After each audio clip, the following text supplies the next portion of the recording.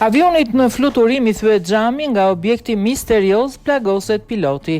Një fluturim i United Airlines me destinacion Los Angeles është devijuar pasi një objekt misterioz goditi xhamin në përparm të avionit në 36.000 metra lartësi, duke çaratë dhe duke plagosur pilotin.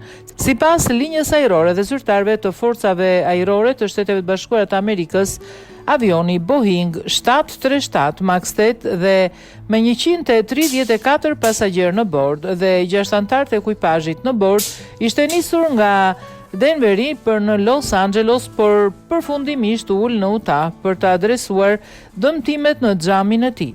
Piloti u plagos gjithashtu nga copzat e xhamit dhe u trajtua me ndihmë mjekësore pas uljes emergjente. Ndërkohë xhami përpar miqar është dërguar në laboratorin e bordit kombëtar të sigurisë së transportit për t'u analizuar. Kompania ajrore tha se pasagjerët u transferuan në një aeroplan tjetër me destinacion Los Angeles më vonë atë ditë dhe United po punon me ekipin e saj për ta rikthyer aeroplanin në shërbim. Kjo është një situatë shumë e pazakontë, duke pasur parasysh se xhami shkaktoi dëme në kabinë dhe duke pasur parasysh lartësinë prej 36.000 metrash në të cilën ndodhi përplasja. Ky është me të vërtetë misteri i madh, tha analisti i aviacionit John Nance. Xhamat e përparm të avionit janë projektuar me shtresa të shumëfishta për t'i bërë balë dëmtimeve nga gjëra të tilla si goditjet e zogjve, moti apo mbeturinat, por ekspertët thonë se është e rrallë që një goditje nga zogj të ndodhë në një lartësi kaq të madhe.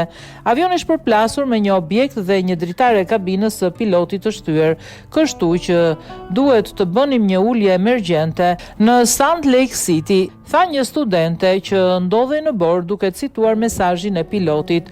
Mes misterit asaj që mund të ketë goditur xhamin e përparm të aeroplanit, të në mbrëmje, një kompani që prodhon balona inteligjente që përdoren për parashikimin e motit dhe analizën e të dhënave lëshoi një deklaratë duke thënë se objekti që goditi dhe çau xhamin e përparm të fluturimit United mund të ketë ardhur prej tyre.